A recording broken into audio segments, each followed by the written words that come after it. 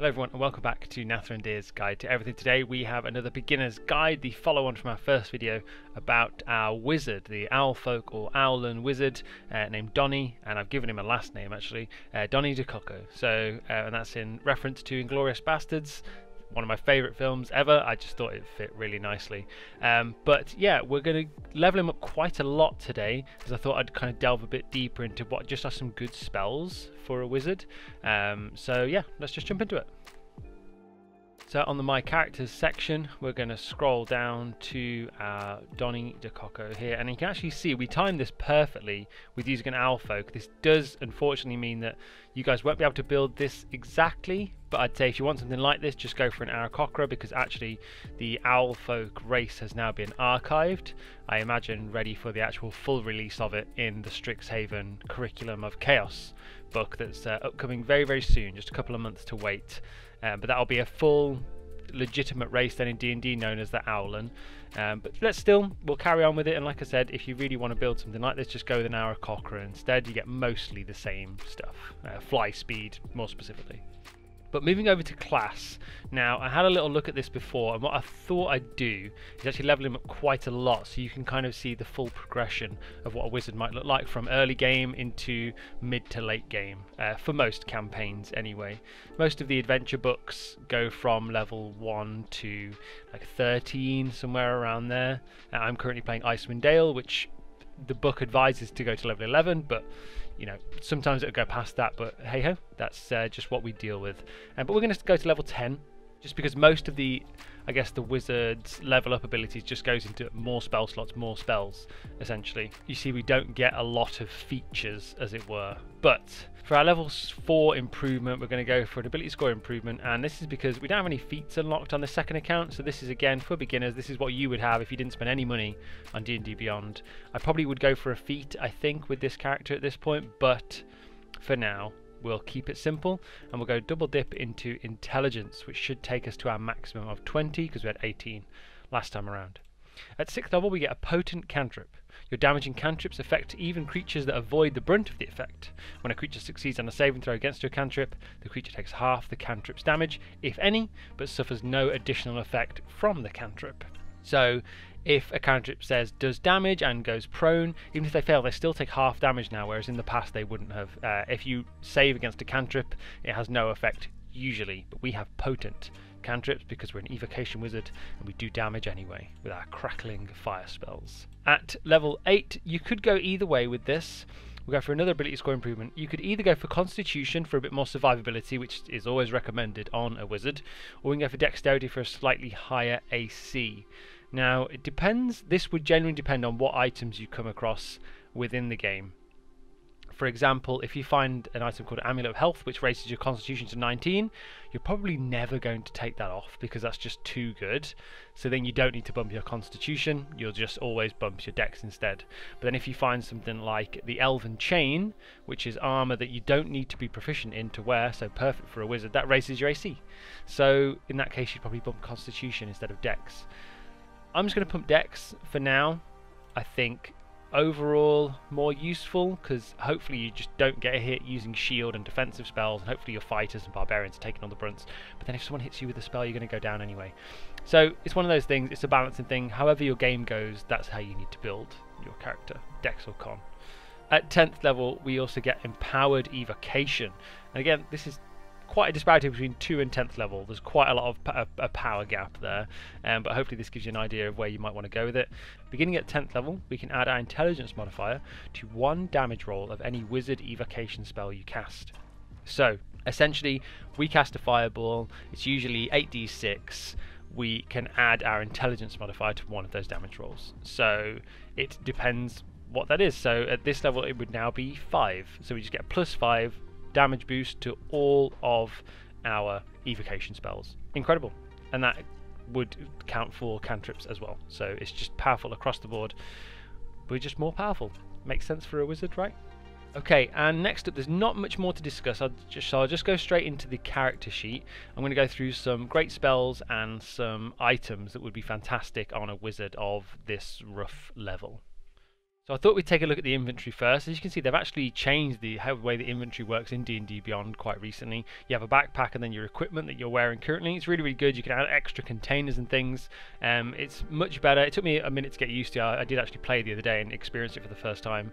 It's a bit more complicated on adding items, but it works. You can move anything around that you like. If I click on the Pearl of Power here, I can just move it to wherever I want, and you can add containers and all these kind of things. But it's really fun. So the 3 items I've gone for a level 10 Owlin Wizard are the Ring of Spell Storing, the Wand of the War Mage +2, and a Cloak of Protection. And I think these are very reasonable things that you could happen to have come across or purchased in your game.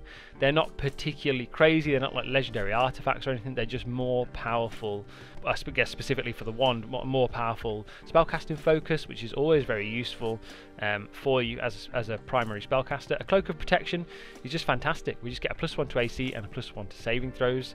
There's no reason why you wouldn't want that, and again, this should be fairly, I guess, a common item to find. You could buy this from an enchanter or whatever in your world as your DM decides. We've also got the Ring of Spell Storing, which is fantastic for any caster. You can store some spells in this item and then cast them out of it, and it's up to 5 levels worth of spells at a time. You can cast any spell that can be stored into it. The spell uses the slot level, the spell save DC, and a spell attack bonus of the original one, so it's be all yours in this case. It's just really, really good. If you have any spare spells left over at the end of an adventuring day, you can put something into here and just have it ready to go in the next encounter. One of your more useful ones, perhaps, or a get out of jail free card. It's really, really useful for things like that, especially around this level. But so optional items. Gone for a Pearl of Power, which is fantastic. It's a cheeky little arcane recovery just on an item use though. You can recover some spell slots from the Pearl of Power. Definitely an option in there. It does require attunement though, so we had to pick 3, so I thought I'd go for those. This is the Elven Chain I was talking about, and this actually doesn't require attunement. I've just put it here because I figured you'd probably have one or the other, maybe not both, depending on how loot goes in your game. But the Elven Chain is something you should absolutely be after as a wizard. You can see if I equip that now, it takes our armor class up to 17, which is incredible for a wizard. So definitely something I'd recommend hunting down if you are a wizard. Next up, we've got the Cloak of Displacement. This seems to be a feature in all of my videos. This cloak is probably the most versatile and best item in the game, genuinely, I think. It can be used on any class because it's just a wearable cloak. It's not like armor or anything, and it just means you have disadvantage against hitting you once. So if anything hunts you down, you're just more resistant, you're more likely to survive, and unless you're against like an ancient dragon or something, which almost is guaranteed to hit with the pluses they've got, this is just incredible. On any character, like I said, especially a low health wizard like we are with 62 hit points, really not very good. But then we've also got the Amulet of Health, which if you can track down one of these, by all means do it. I'm running a game currently and I gave this to my wizard because I noticed he was getting, well, a spellcaster heavy party, a kind of glass cannon heavy party, so I figured I needed to give them more survivability, so I put an Amulet of Health out in the world and the wizard took it gladly. So yeah, see if we equip that, it takes our constitution up to 19. We do need to attune to it, so let's take the Ring of Spell Storing off for now. Amulet of Health bumps our hit points by 20, which is massive. 62 to 82 is a huge difference. That's, you know, 2 attacks from a small creature, 1 attack from a large creature. It just means we have that extra survivability that means we can get away. So all of those are great options for a wizard, and nothing too complicated either, not loads of things you have to think about. The Wand of the War Mage just buffs your statistics over here. There's no reason why you couldn't feasibly get something like that at this point in the game. Right, so what I thought we'd do now is go through some spells. It would take you all the way up to level 10 just so I can like advise on some things that I would pick as an Evocation Wizard. We'll probably go for a little bit more utility than just damage today, because all wizards need a little bit of utility. And thank you to one of my comments who mentioned that I did actually do it a little bit wrong last time around. At first level, you'll know 6 wizard spells prepared in your book, not including your cantrips. We had 7 known because we get Detect Magic as a innate ability as an Owlin, so that would be 7, and every level after that, so 2, 3, 4, 5, 6, 7, 8, 9, 10, we can add 2 more spells to our book for each level. So for us that would be, by level 10, I haven't added any of them yet, we would know an additional 18 spells to what we already know. It doesn't change our prepared spells, but the ones in our spell book. So really, really good. So let's add some spells. Now, the total we should have is 7 plus 18 because we've leveled up quite significantly. So that would be 2 plus 2 is 4, minus 10, 1, that's 17, 3, quick maths. 25 spells known in our spell book by this level. So I think we're good for level 1 spells. In fact, let's just add a Burning Hands in there, because why wouldn't you? And what I'll probably do is start at the top. No, I'll do it as you would level up in game. So we'll go second level spell. So remember, we are an Evocation Wizard, but we are going to need some utility. So let's have a quick look at what we could do. Survivability is a big one for a wizard. Now, Misty Step is one of my favourite spells in the game because it runs on a bonus action, which wizards don't have many of. So Misty Step as a bonus action is fantastic, and by this level we've got 3 second level spell slots. A bit more survivability, similar to Shield. We could go Mirror Image. Essentially it gives us duplicates of ourselves. Each time a creature targets you with an attack during the spell's duration, roll a d20 to determine whether the attack instead targets one of your duplicates. If you have 3 duplicates, you must roll a 6 or higher to change the attack's target to a duplicate. And then it goes up to an 8, and then up to an 11. So whenever you get hit, you get 3 chances to just avoid all damage, basically, and it hits a duplicate instead. So really, really good. Great to go start a fight with. It's not concentration. There's no reason not to use it. It's damn good. Mirror Image. So we'll pair that as well. Again, we are an Evocation Wizard, so I'm vowing now to take at least 1 Evocation spell at every spell level. And remember, we can have 25. No, we've still got 15 spells to go, which is massive.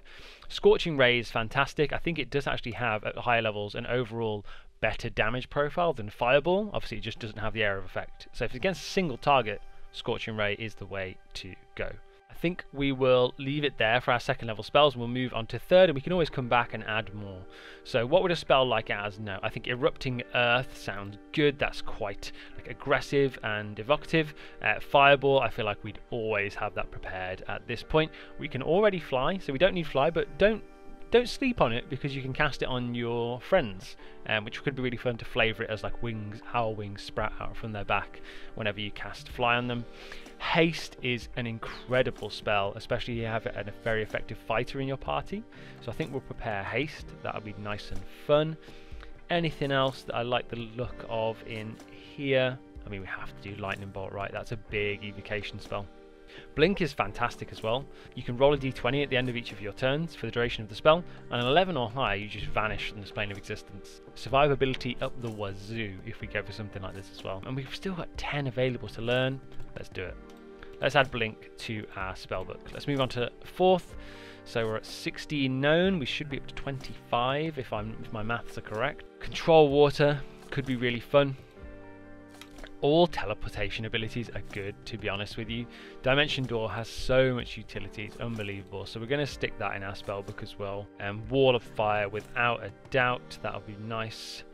We're moving away a little bit from Evocation here, but I do think that you have to have some utility. It can't all be Evocation. It just won't work long term. You'll be struggling if all you're doing is dealing damage, I think.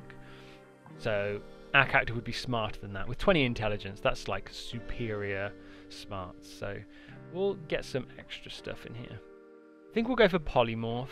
Polymorph's just solid all around. Oh, actually, I've just spied that. Yeah, Elemental Bane. That makes sense for our character. I'm not sure I would pick this myself. If you know you're up against something specific, you could really lay into a specific creature with this, giving them a weakness or an aversion to a specific damage type and dealing an extra damage on top of them. So that could be really fun. It's a con save, and you just afflict them. Say you take more damage from fire, and they take a few more dice rolls essentially. Really good. We're at 20 known. How many level 5 spell slots can we cast at this level? That's 2. So I reckon if we prepare 4 5th level spells, add to our book. Legend Lore, I imagine we would have attended the College of Strixhaven if we're keeping it to the lore of Strixhaven and MTG and things like that. So Legend Lore, knowing specific things about specific objects, that could be really fun. We definitely need an evocation spell in here. Immolation isn't that great, is the only problem. I think, while Wall of Force, I didn't expect it to be evocation. I was about to say, oh, it's not evocation. But no, that sounds really fun. So we'll go with Wall of Force as well, definitely. I didn't know it was evocation, so I love that about it. Essentially, you erect a wall of force. It's almost impenetrable unless you have like a disintegrate spell. It's very, very good, very powerful. Creation is a really fun spell, and I guess you could flavor it as combining loads of elements and making something from it.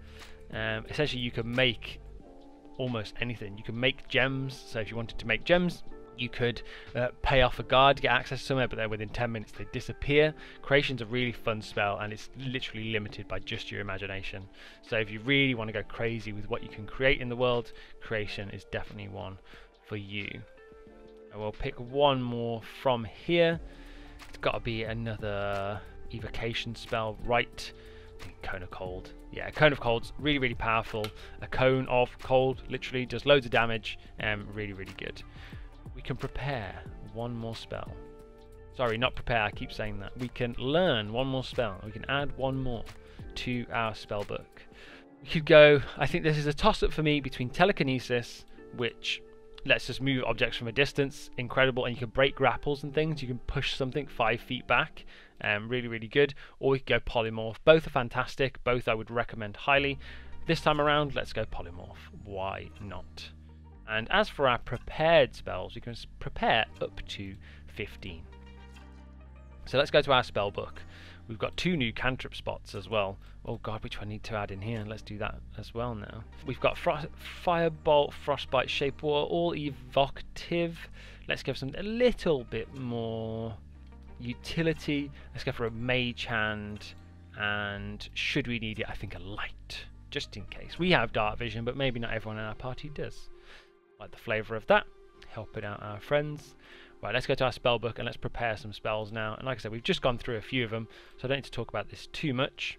But I do think having Misty Step prepared, Mirror Image, and Scorching Ray will be wonderful, because we've got quite a few spell slots at those lower levels.